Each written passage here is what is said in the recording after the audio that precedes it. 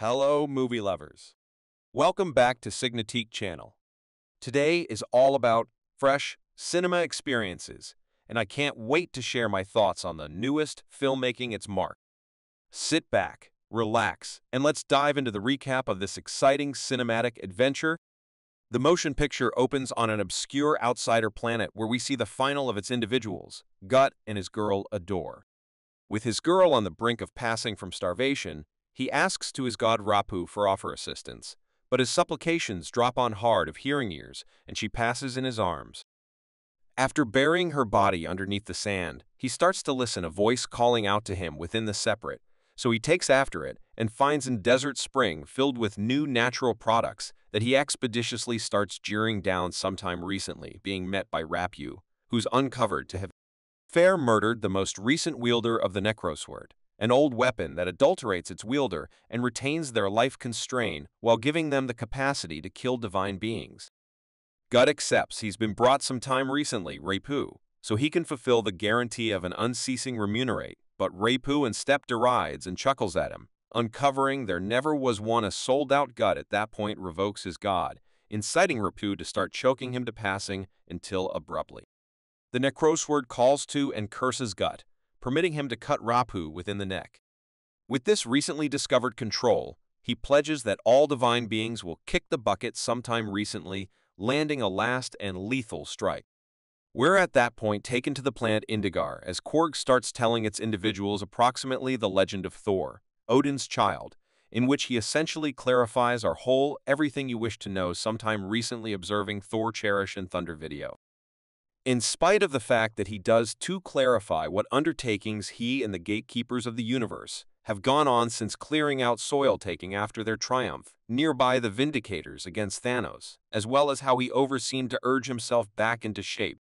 He does still feel profound distress and torment, having misplaced essentially all of his closest companions and family, but in any case, he's proceeded battling and presently looks to secure Indigar alongside the gatekeepers from a few feathered creature-like animals who had arrived to require claim to the Indigarians' sacrosanct temple, since it's not beneath the security of their divine beings, as they'd been slaughtered within the time between Gorr's promise and the current fight. So Thor very flamboyantly, single-handedly takes out the intruders, in spite of the fact that he closes up destroying the sanctuary besides Encourse to triumph, coming about in ruler, Yakin gifting him two exceptionally uproarious goats. The group, beside the goats, at that point head on to the Guardian's dispatch, the Milano, interior of which they see a huge number of trouble calls that had risen all through the universe, as a number of divine beings have been killed by a man labeled the God Butcher, with one call indeed coming from Thor's near companion, woman Sif.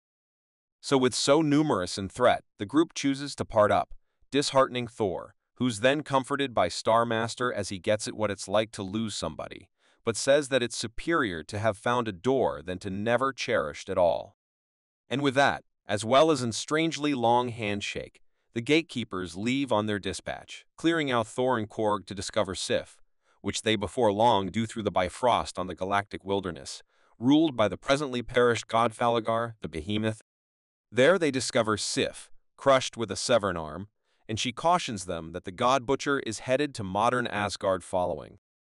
Taking after Asgard's destruction amid Ragnarok, the Asgardians were constrained to move to an unused area and chosen on Tunsberg, Norway on Earth, which had housed what's been portrayed as the gem of Odin's treasure room. The Tesseract, containing a space stone for centuries earlier to World War II amid, which it was collected by SHIELD in memory of their domestic planet.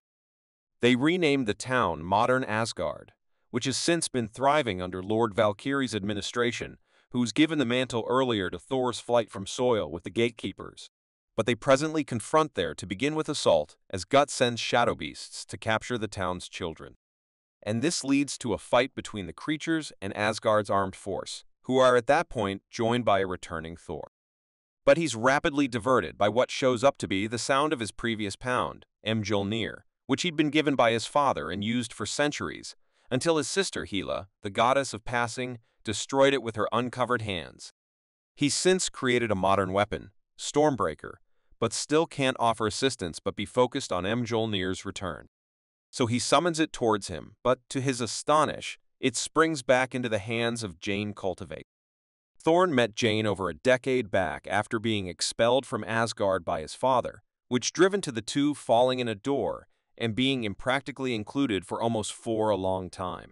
But they before long developed removed from one another as he went through more time on obligation as a superhero, and she proceeded getting to be a more finished astrophysicist. And this eventually driven to the two breaking up. It showed up they'd never see each other once more until as of late, when Jane was analyzed with organized 4 cancer, and in spite of the fact that she started experiencing treatment, her probability of recovery was moo. But she, before long, picked up modern trust after feeling Mjolnir calling for her, so she traveled to modern Asgard, where the dismantled Mjolnir is presently a traveler fascination. Amid their time together, Thor, as Jane was resting one night, had Mjolnir guaranteed to continuously watch out of her, which unconsciously cleared out an enchantment. And so presently, Mjolnir fulfills that guarantee and changes to give Jane the control of the powerful Thor. But sometime recently, Thor can try to get at any of this. Gut arrives, and the two lock in a short brawl until Thor overwhelms him, and he withdraws with captured children. Thor once more endeavors to plead with him, clarifying that Gut is captured as gatekeeper children, but still, Zeus denies to offer any assistance, accepting he's as of now impeccably secure in Supreme City and not stressed approximately Gut coming to endlessness, one of the infinite substances at the center of the universe that's said to grant the crave of the two begin with individual to reach it, since he doesn't have the key. So Thor, having acknowledged they won't offer assistance, inquires for Zeus to at slightest permit them to borrow his lightning pole, Thunderbolt, for the fight. But Zeus decays that request as well and denies to let them take off at all, as they can possibly uncover Supreme City's area to Gut. So he sends his watches after him, constraining Jane, Valkyrie, and Korg to intervene, which then prompts Zeus to induce involved as he dispatches Thunderbolt into Korg's body, apparently slaughtering him before at that point propelling it at Thor. But an incensed Thor oversees to catch it and dispatch it back at Zeus, spearing him through the chest. It turns out, in spite of the fact that Korg survived the assault as the as it were portion of a Cronin required to outlive is its confront, so Thor snatches him and clears out with Jane and Valkyrie, the last mention of whom takes Zeus's Thunderbolt and return on their travel to the Shadow Domain, in spite of the fact that somewhat stressed that the whole god community will be chasing them down for the rest of their lives. Amid their trip, as he and Jane are looking out at space dolphins, Thor gets to be overpowered by his sentiments, and at last confesses that he's still in a door with her. But in reaction, Jane uncovers that she has cancer. The heartbreaking news doesn't halt Thor from pushing for love, in spite of the fact that, as he now not needs to permit his fear of losing a door to halt him from encountering it at all. So the two share a kiss and guarantee to spend anything time she has left together. They then at last enter the Shadow Domain, but are confounded as to why the children do not show up to be there until, upon encouraged review, Jane realizes it to be a trap. After discovering writings that uncover the Bifrost and in turn Stormbreaker are the key to endlessness, so she dispatches the weapon into the stars as Gut rises from and traps them inside the shadow. Those he tries to drive Thor to call the axe, but he won't relent, so Gut employments his adore for Jane against him and starts choking her to passing, which works in getting Thor to call Stormbreaker. The three at that point lock in a fight against Gut and his shadow beasts. But as the battle wears on, Jane starts to wear down, and with her debilitated and Thor occupied with the shadow creatures, Valkyrie closes up, getting wounded through the midriff by Gut, so they endeavor to exit through the Bifrost, but just as they start traveling through it, Gorr is able to seize hold of Stormbreaker and pry it from Thor's hands. Upon arriving back on modern Asgard, Jane falls oblivious, so Thor takes her in conjunction with Valkyrie to the clinic, where he's educated that Mjolnir is draining Jane's life drive each time she employments it, making her incapable to battle off the cancer. So he tells her to stay here and rest, whereas he goes to spare the children on his own, believing that if there's any chance for her to live, she has got to take it, because it may well be their final chance to be together. And in spite of the fact that she needs to proceed battling, she concurs to remain behind.